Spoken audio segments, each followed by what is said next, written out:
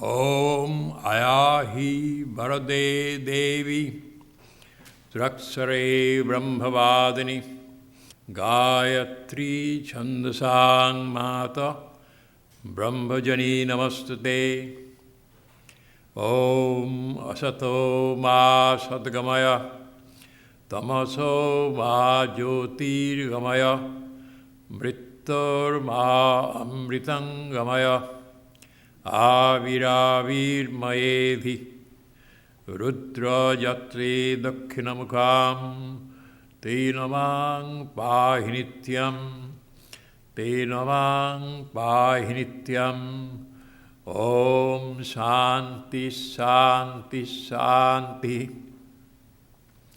O Divine Mother of the Universe, reveal Thyself in our hearts and in our midst. We invoke Thy presence amidst us. Thou art the sacred words of the Scriptures. Thou art the embodiment of knowledge and liberation. Thou art the supreme bridge to immortality. Lead us from unreal to the real, from darkness to light, from the death, disease, and suffering to immortality. Manifest Thyself in us through and through, and protect us with Thy compassionate face. Om, peace, peace be unto us, peace be unto all living beings.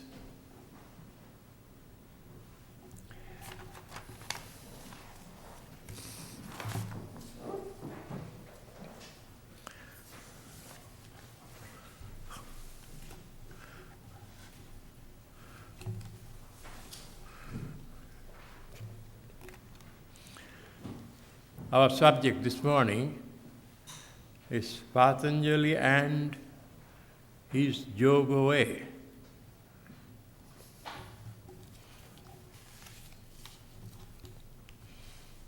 First comes the question, the problem of suffering. Life in this world is not what appears to be. It is plagued by the proverbial pairs of opposites, such as pain and pleasure, birth and death, hope and disappointment. It is subject to sixfold change: birth, subsistence, growth, maturity, decline, and death. Uncertainties face us at every step of life and create anxiety, fear, and hopelessness. Things do not happen according to our plans. Our optimism turns into pessimism as we grow older. Idealistic dreams of happiness, fulfillment rarely come to be true. A human individual is born crying, lives complaining, and dies disappointed. Asked by a king about the meaning of life, a sage once replied, quote, "A man is born, he suffers, and he dies. That is all. The agonies of life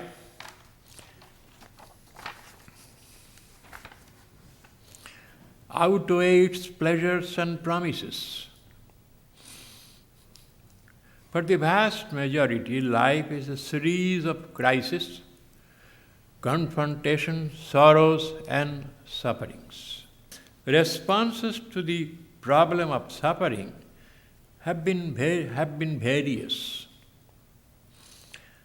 Prophets who believe in coming of a prophet hope that someday a prophet or an incarnation of God will be born and usher in a golden age of peace and happiness. Fatalists cope with the problems of life, assuming them to be the decrees of fate. Transcendentalists try to withdraw from life and seek solace in serenity of spiritual plane. Pragmatists maintain that this life is the only life we have, and so we must enjoy it to the full. Progressivists believe that the advancement of science and technology will someday eliminate all evils and ills, and then there will be only good in the world. Materialists fight the ills of life by material means and by improving the quality of life. People of faith bear with suffering and practice religious virtues, hoping for compensation hereafter. But none of these solutions really help us face and overcome the problem of suffering and evil. The golden age never comes. Coping with the problems of life is easier said than done.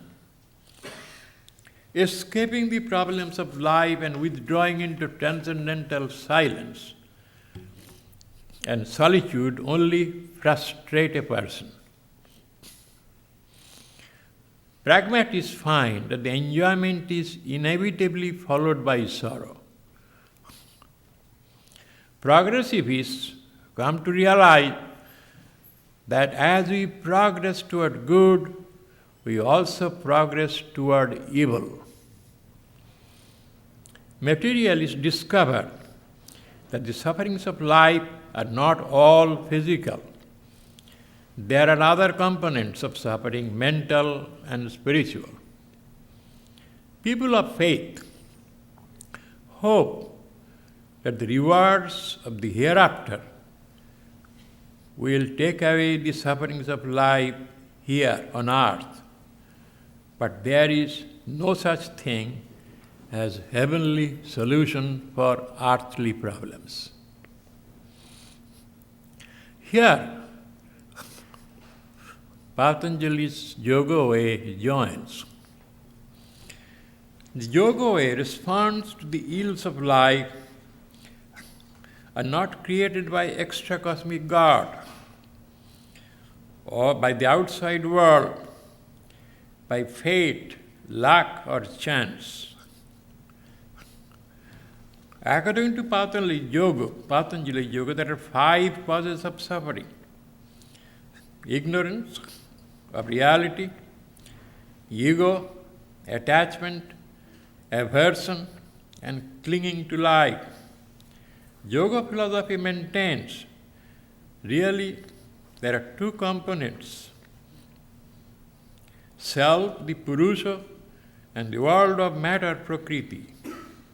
Ignorance causes the self to forget its real nature. This brings in its wake an exaggerated ego consciousness and a deluded individuality that create attachments, aversions, and clinging to life. Clinging means not moving forward. The root cause of suffering is the apparent embodiment of the ever-free self, and the self getting lost in the world of matter. The world of matter, which includes our body and mind, is material and has no consciousness of its own. The consciousness of our body and mind is borrowed consciousness of the Purusha or the self within. The problem of suffering is essentially spiritual and requires a spiritual solution, which is direct perception of our true self. Yoga system tells us the natural tendency of the human mind is towards self-realization. People think it is hard to concentrate. Left to itself, it will go down the drain. But Patanjali tells us opposite.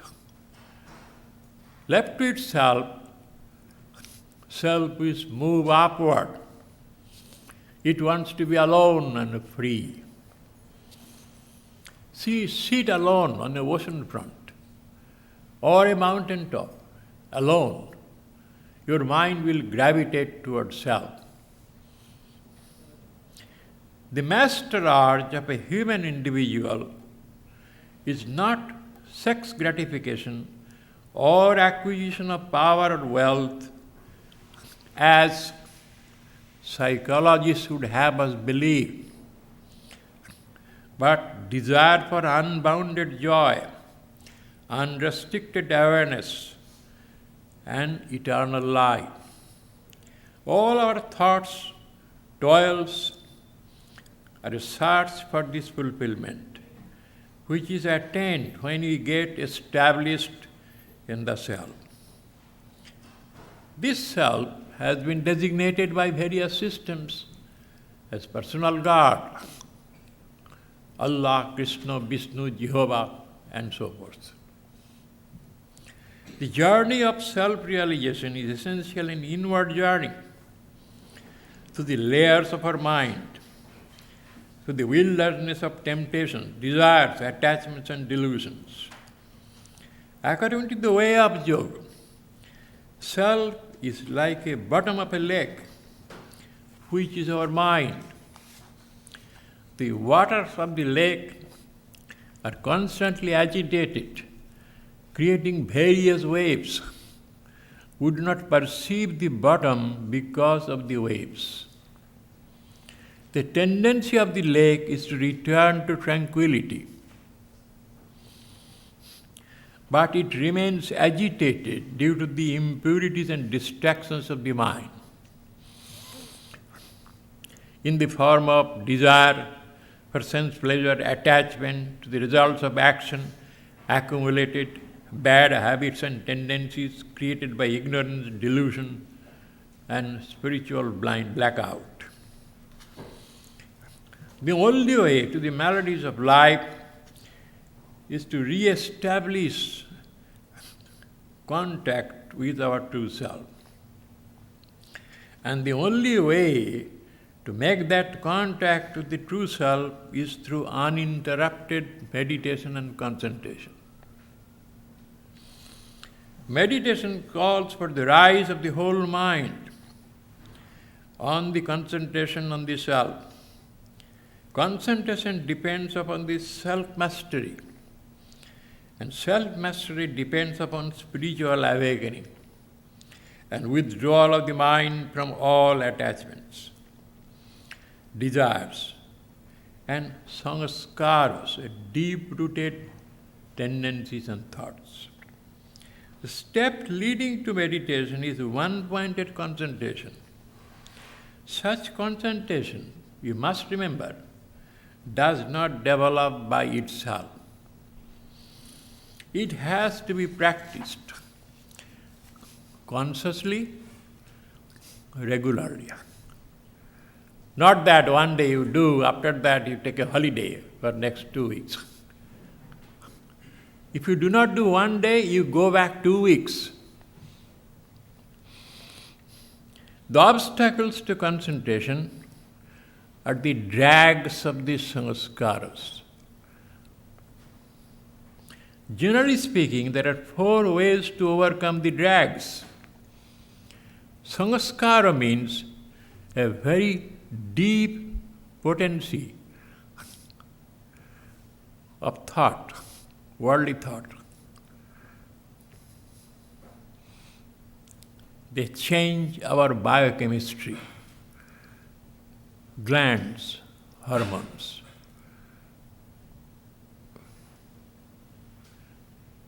They are unconscious. It's like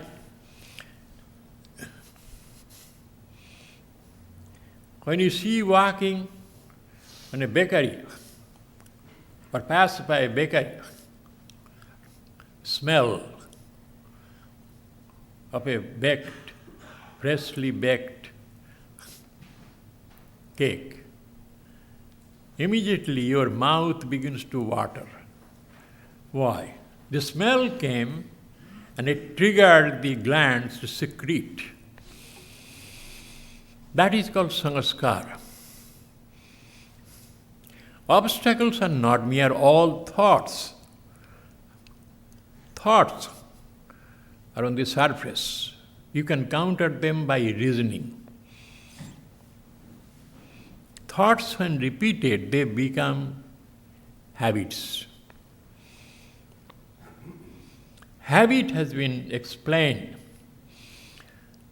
The word habit has H-A-B-I-T. If you take away the letter H, a bit remains. If you take the letter A, bit remains. If you take the letter B even, it remains. See, it is such, that is called habit. And habits, when they are repeated, they become sanskar. Anything which you find easy, you must know, you practice that for a long, long time.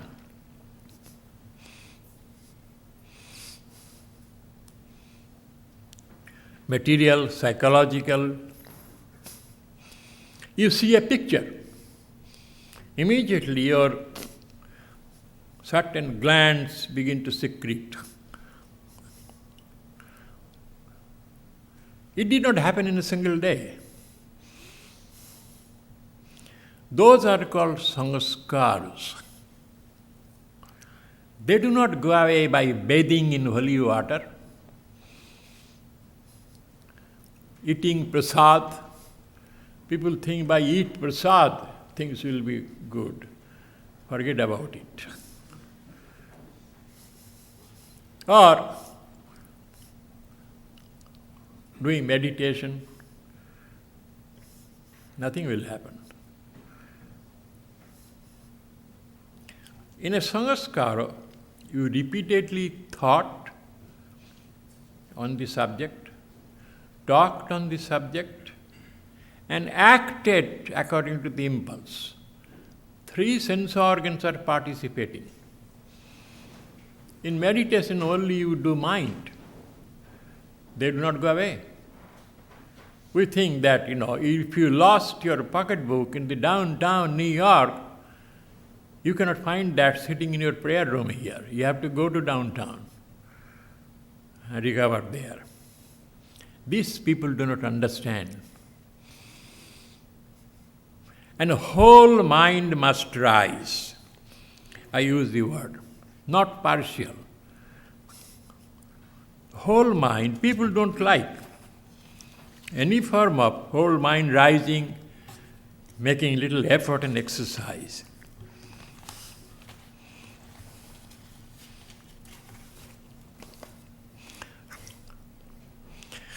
The best reasons ever for not exercising, I am giving you some tips. I believe you all hate exercise. My grandmother started walking 5 miles a day when she was 60. She is now 97, and now we don't know where she is.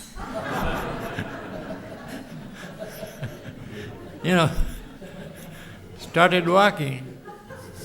I like long walks, especially when they are taken by people who annoy me.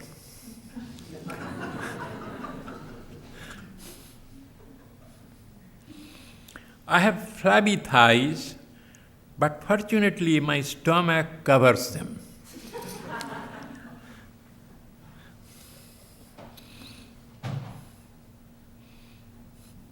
The advantage of exercising every day is that you die healthy.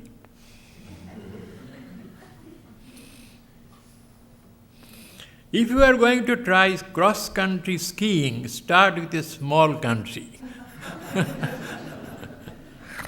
You can remember these tips, why you should not do exercise.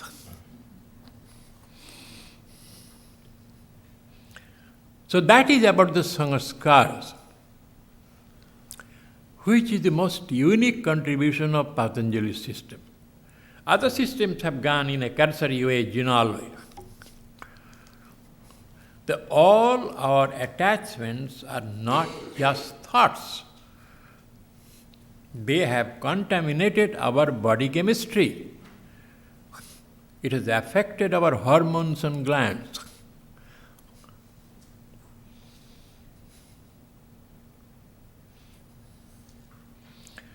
So 4 ways have been described to subdue the sanskaras. First is the way of persuasion, tries to convince us by reason, self-analysis, that our real identity is not the body or mind, but the self. By hearing about the self, reading about the self, thinking about the self, and meditating on the self, the mind gradually realizes that the self is the only reality in this universe, and all else are ephemeral. Which is the reason? Again and again.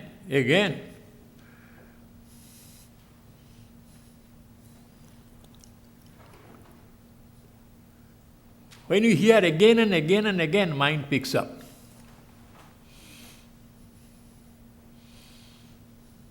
That's the rule. Mind is a creature of suggestion. Television advertising,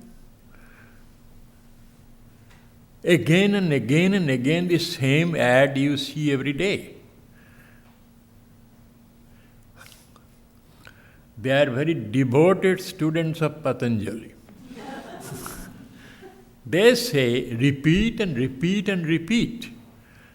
Then the person will develop a liking. Which is. And the same thing is used here. Daily sit down, daily follow this in a methodical way, mind will come eventually. The way of purification says that our self-love blocks our mind from becoming absorbed in the thoughts of God. Self-love. The whole business of love is called self-love. You may not believe. You think I am preaching something pessimistic teaching. Carl Jung said, of my 100%, 50% problems are because they are married, and 50% problems because they are unmarried. Huh? You need problems in the world. Who wants peace? Problem makes life little movement. This is.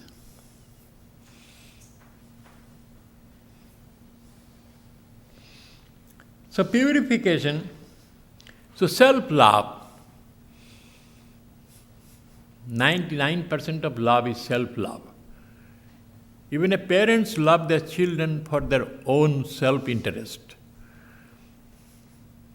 In some countries, they love their son, male childs, more because they will go to school, education, they will support them in old age. Daughter will get married, go out of the house. In the Western countries, they love their daughter more because ultimately daughter takes care of the parents. Sons go out of the house.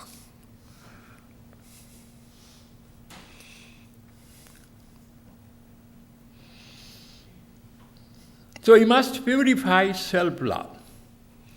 Here also the common tendency of love. The word love has L-O-V-E. L stands for longing. O for oneness. And the last letter E stands for ecstasy. But there is one word in the middle, V, which is vanity. Vanity is ego. So flow of love, generally cosmocentric, to love everybody. Seeing the face of God in them. If you do not see that face, your love is dirty self-love. Don't tell me by any other name. It's dirty self-interest.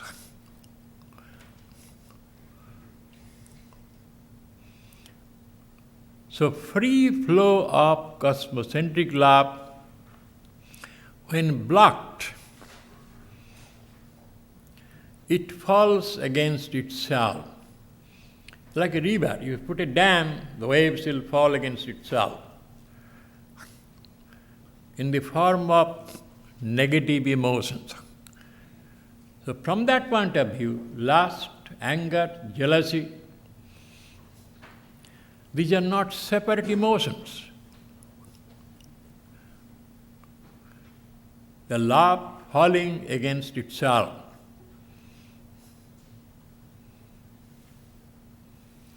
Generally we go, each one is a separate emotion.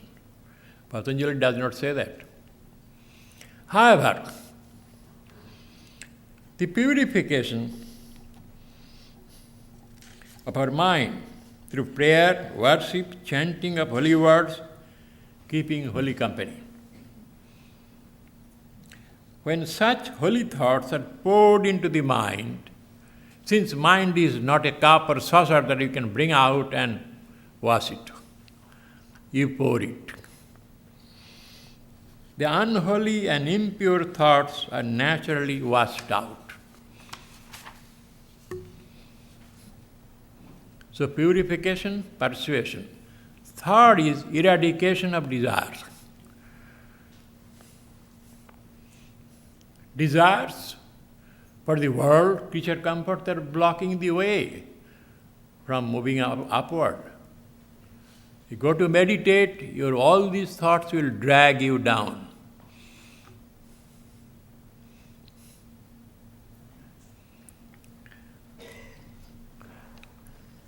That is a process called polarization of the mind. When you consciously want to control your mind, that time you feel the biggest resistance. Why? People say, when I am sitting in the park bench and eating my lunch, I feel concentrated. When I go on a subway, I can concentrate on reading a book. But when the moment I sit down in my prayer seat at home, all the devil dance starts. Why? It's called polarization. When you consciously wanted to control, you are summoning all your good thoughts. When you summon the good thoughts, all the bad thoughts also combine. And they come and put a joint resistance. Other times what you are doing, you are concentrating casual. You do not feel the stiff resistance of the mind. The more you are concentrating more from the deeper layers of the mind, some thoughts will rise. You forgot them. You bathe in sacred water, sprinkle. If you are a Hindu, Ganges water, burn an incense, put on prayer shawl. Now sit down. All of a sudden a thought from the depth of the subconscious appears. Hey, know you? Know me? We were together on the Myrtle Beach 3 years ago. What a nice time we had. Now you are a saint meditating. Immediately you begin to tremble. This is. They are your thoughts.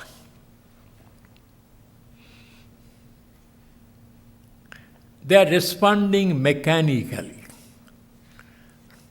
There is no philosophy here, just sheer habit.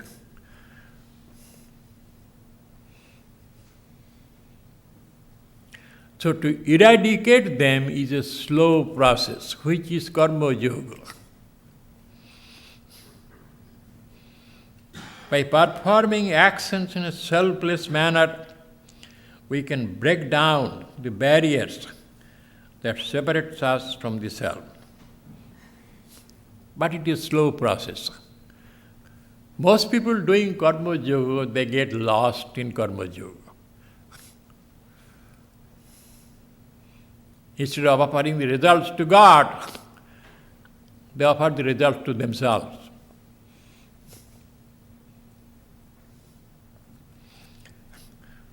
Patanjali advocates the way of confrontation, the fourth. He contends that the eradication of ego is a long process, and most seekers do not have the patience to endure the sacrifice it calls for. Purification of bhakti yoga requires abiding faith in the reality of God, which is not always possible for an average seeker. And the mind is generally too weak and perverted to follow the path of reason, persuasion. Impurities of the mind are too deeply embedded and cannot be uprooted by reason or any other means. The way of confrontation asks the seeker to confront the mind and make relentless efforts to overcome its past habits and tendencies. The seeker must have unwavering determination and willpower to reach the goal. The goal is never attained unless we make an all-out effort for it. Mind never becomes controlled. Sanskaras never become uprooted or neutralized unless we consciously control the effect of the mind's restlessness.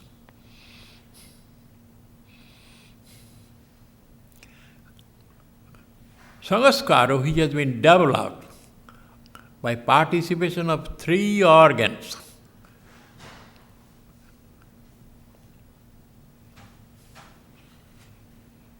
sight, seeing,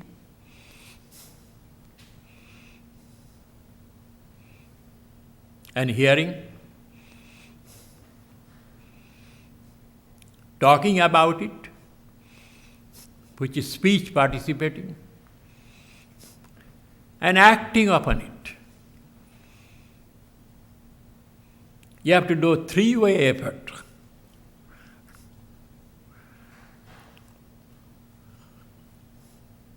You have to create a counter sanskar.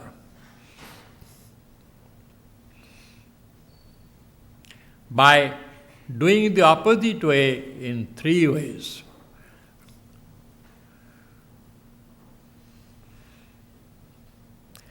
They are overcome by three stages. The old sanskara.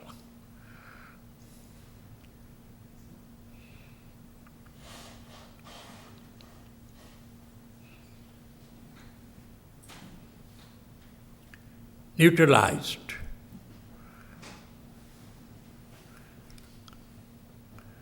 Overcome.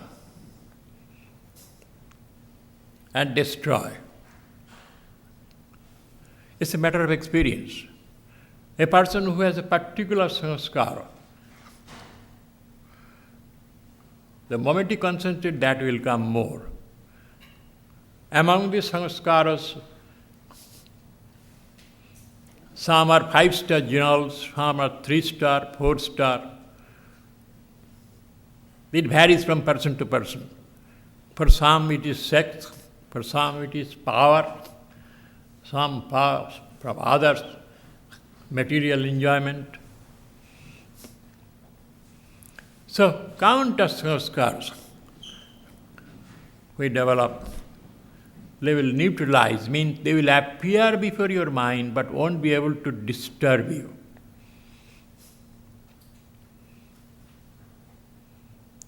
Third stage, overcome. When you concentrate, they will make a parade before you, but back broken.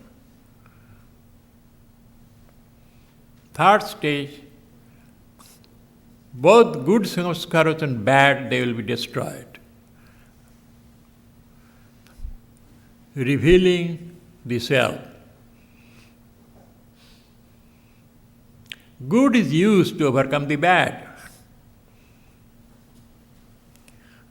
So long as you have a human body, you have both sanskaras. We call a person spiritual when he has kept his bad sanskaras under control. Since you have a human body, and a gross body means you have gross desires, we do not need a prophet to tell us.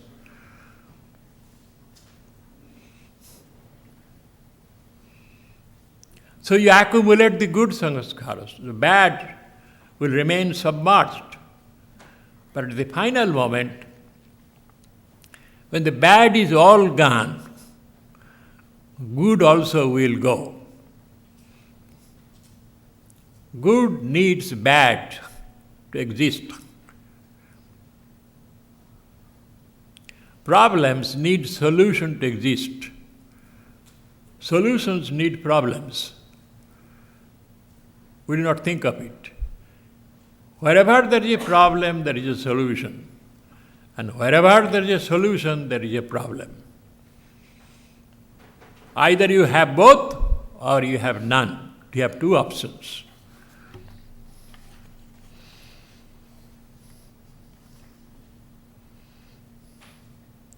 Unfavorable sanskaras do not go away by themselves.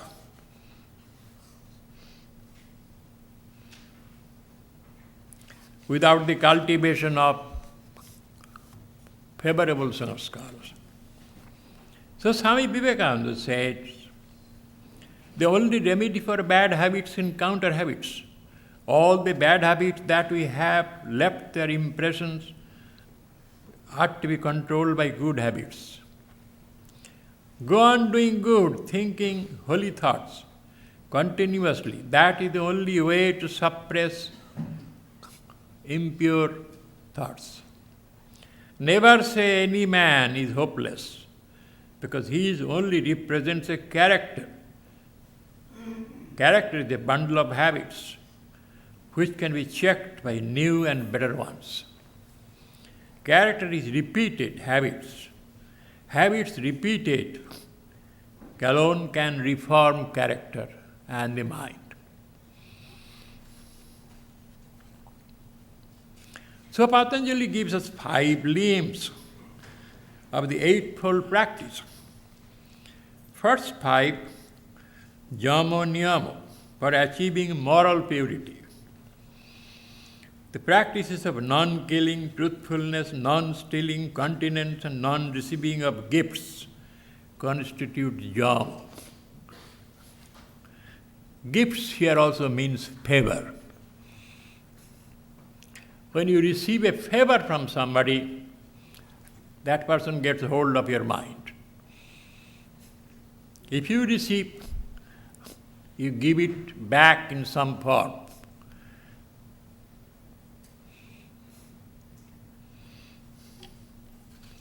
The secondly, purification, contentment, mortification means penance, study of holy texts and worship of God.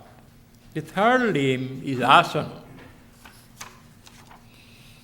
direction for posture. Posture that is steady, with the limbs of the body restful, is conducive for concentration and meditation. In Hatha Yoga, there are some 84 postures, but all are not suitable for meditation. Only 2 Others about keeping the health. The fourth limb is pranayama, control of breath, which a person seeks to awaken the mind. Fifth limb is pratyahara, the practice of withdrawing the mind from sense objects. Sixth is concentration, which is keeping the mind focused on an object for a certain length of time without interruption. Seventh is dhyana, is one single thought to the exclusion of all other thoughts. Eighth limb is samadhi, where the mind becomes completely absorbed into the self. The eightfold practice is for attaining samadhi through proper concentration and meditation. According to the tradition of yoga, focusing the mind on one subject for 12 seconds continuously achieves 1 unit of concentration. 12 such successive units of concentration, which is 2 minutes and 24 seconds, make 1 unit of meditation. 12 such successive units of meditation, which is 28 minutes and 48 seconds, make 1 unit of samadhi. And 12 such successive units of samadhi, which is 5 hours, 45 minutes and 36 seconds, lead the meditator to the highest samadhi. Patanjali is telling just 5 hours. Why you are worrying? You wanted to come every Sunday. 5 hours, 45 minutes, 36 seconds. No teacher in the world has given us this measure.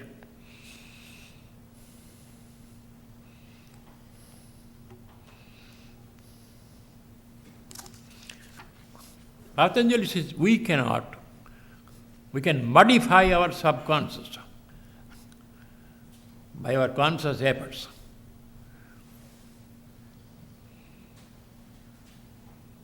Both subjective and objective.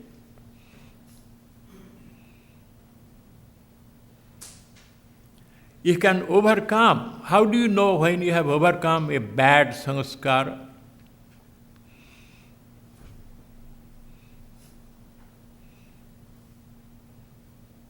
Suppose you are meditating and you keep things around you, varieties of sense enjoyment.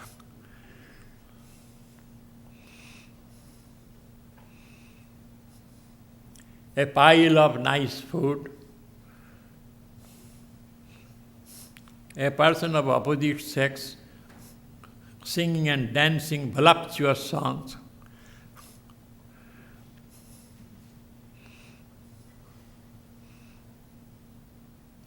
somebody touching your back,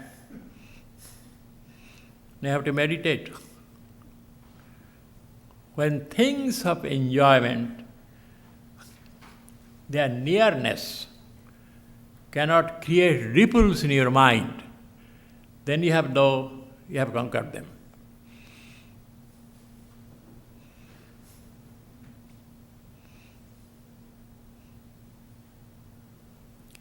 Nearness of the object of enjoyment does not create any waves.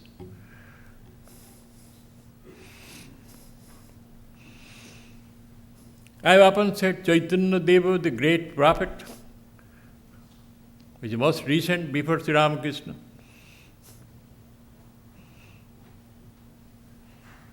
was the most handsome person.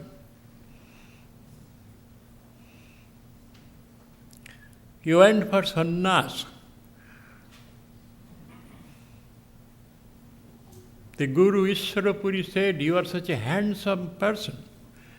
You'll be the target of women. Will you be able to maintain your sannyas?"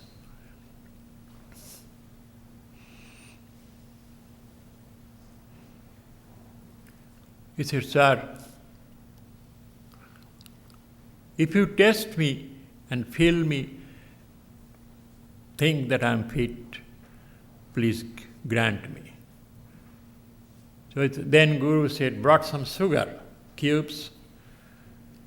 He said, spread out your tongue like this and put the sugar cubes.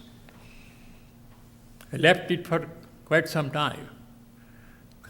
After that he came, he blew, all the sugar were dry. He said, I do not need to test your sex instinct. You are fit. Think of that. I said, spread out your tongue. I'll put a 7-layered chocolate cake. I have to also bring a bucket because your tongue, saliva will be into. Before I bring the cake, saliva you will start. Why? Because you ate the cake and taste is there in your psyche. That is sanskar.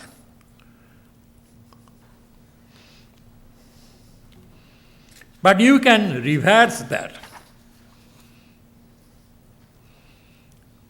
Patanjali further says, you have to awaken your mind to make it move upward. The seat of the mind is between the eyebrows. But being cut off from the inmost self, it has gone down. Of the 6 centers, you remember? Base of the spine, area of the organ of evacuation, navel, heart, throat, eyebrows.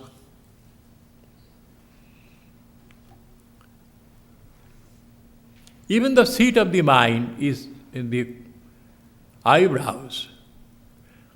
It has gone to the lower centers. For the average person of the world, mind moves between the first 3 centers: eating, sleeping, procreation. Nothing else. The whole world of sight, sound, taste, smell is the 5 sense organs. They give only that signal. When the mind rises up to the first experience of spiritual, unified universe, you see the same universe but in a different light now. As it moves further upward, you cannot bear any other talk other than the self or God. When it goes up to the eyebrows, you are taken over by the bliss of self.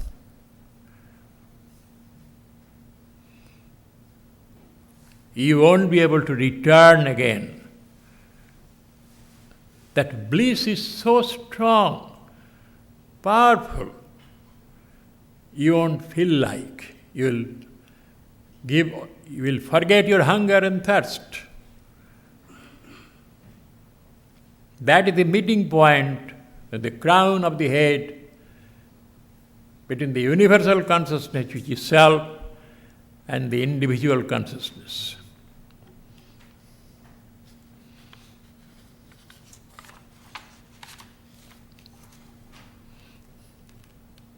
Through concentration meditation,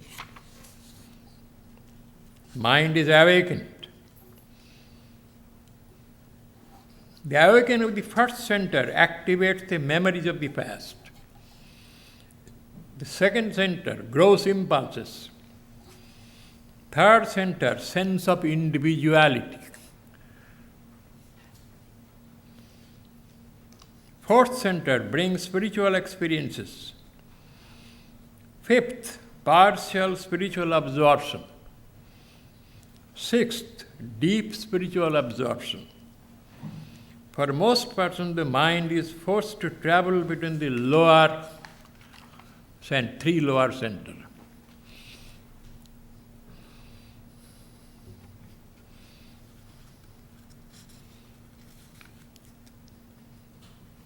And when it reaches the sixth, They lose all outer consciousness and no longer want to come back to the level of body consciousness.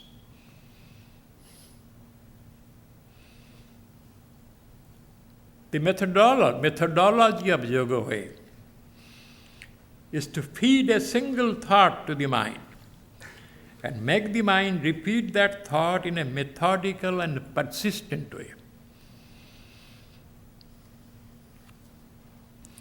Meditation is practice of the single thought. Patanjali reminds us there are two tendencies in every individual that operate simultaneously. One is the will to attachment, the other is will to freedom. When a person uses a gun, they call recoiling effect. So is the mind, being called a river flowing simultaneously in two opposite directions.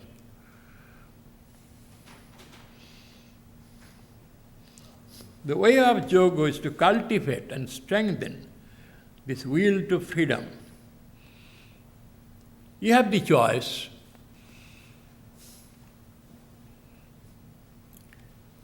Through concentration and meditation. The state of freedom is called kaivalya, which is perfect knowledge, perfect non-attachment. Patanjali stresses three vital points. Practice must be steady, number two, unbroken, and must be without attachment to the result. And must be conducted with undaunted enthusiasm and devotion.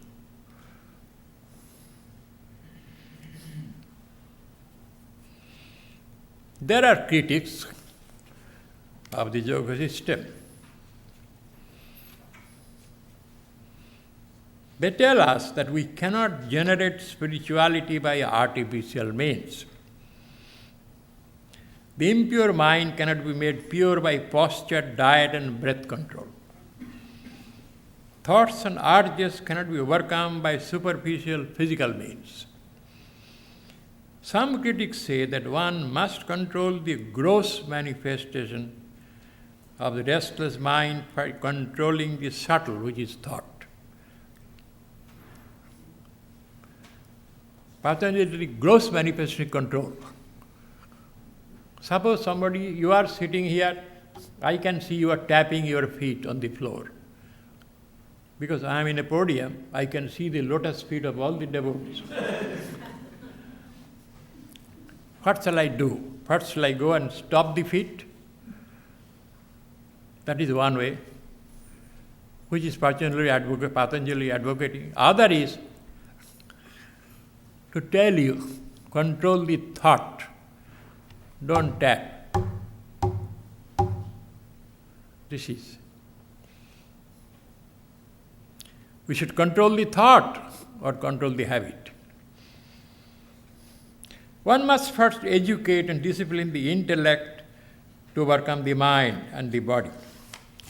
Instead of disciplining the mind and body by the practice of educating the intellect. Patanjali says no.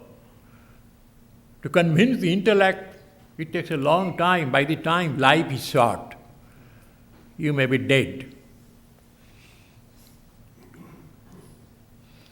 Withdrawal of mind is not possible unless the mind cooperates in the process. Critics are telling. Forcible control can rouse the mind untimely, before spiritual longing matures. You raise the mind through breath control and others, but you have no longing to go forward. It is you are waking a demon without fixing what to do with it. It will kill you.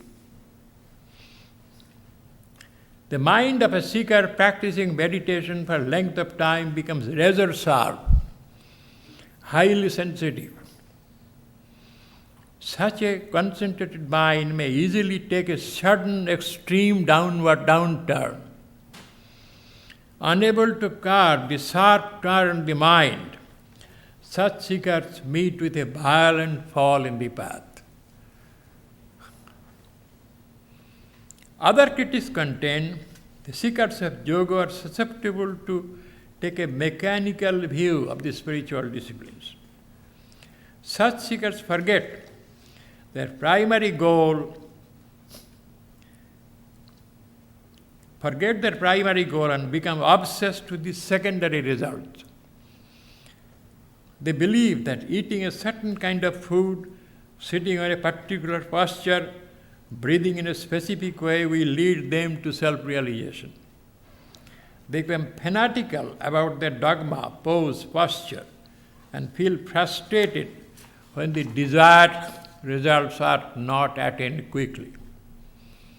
A mechanical view of meditation defeats the very purpose of yoga.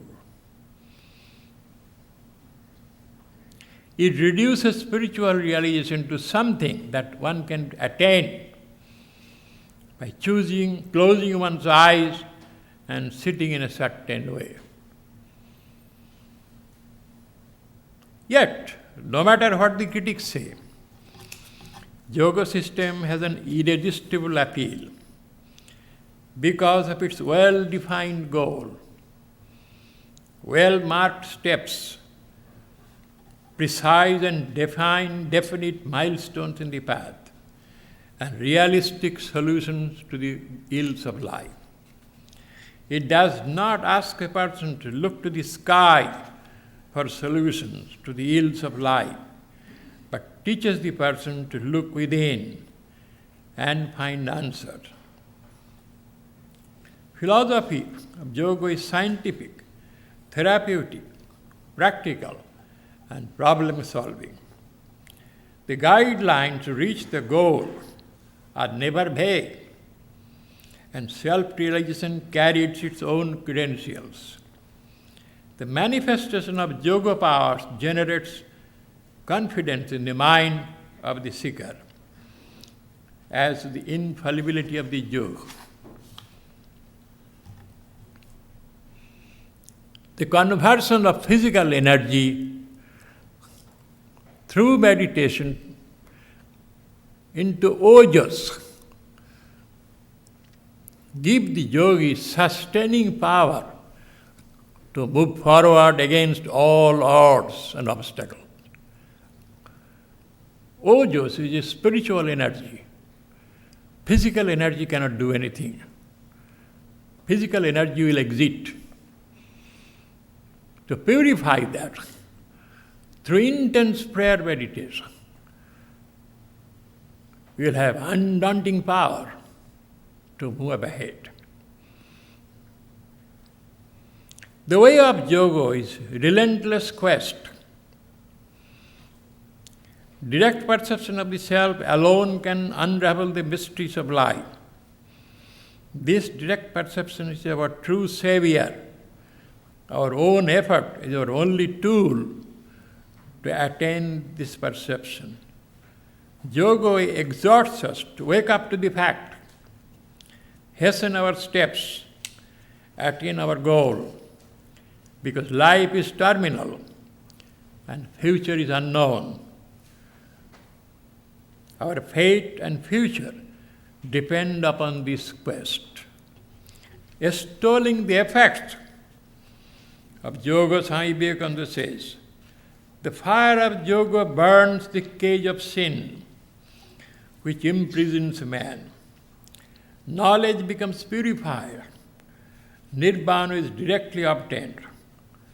From yoga comes knowledge. Knowledge again helps us, the yogi, to obtain freedom. He who combines in himself both yoga and knowledge, with him the Lord is pleased. Those who practice Maha-yoga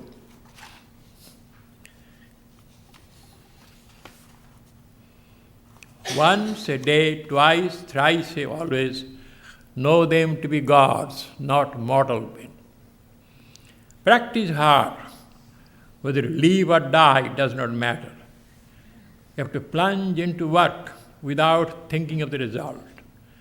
If you are brave enough, in 6 months you will be a perfect yogi. Those who are determined in their effort, steadfast in practice of self-control, renunciation, well established in the virtues of yama and niyama, the ground rules, especially continence, undeterred by the obstacles of risks, doubt, ready to follow the path, attain the goal of self-realization in no time. This is the promise of the yoga way of Patanjali. Thank you.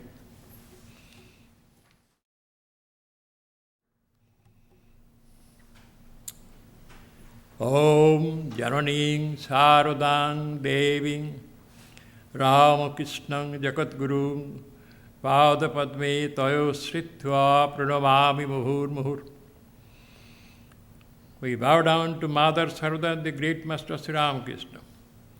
We take refuge at their feet and bow down to them over and over again. Om, peace, peace, peace. Thank you.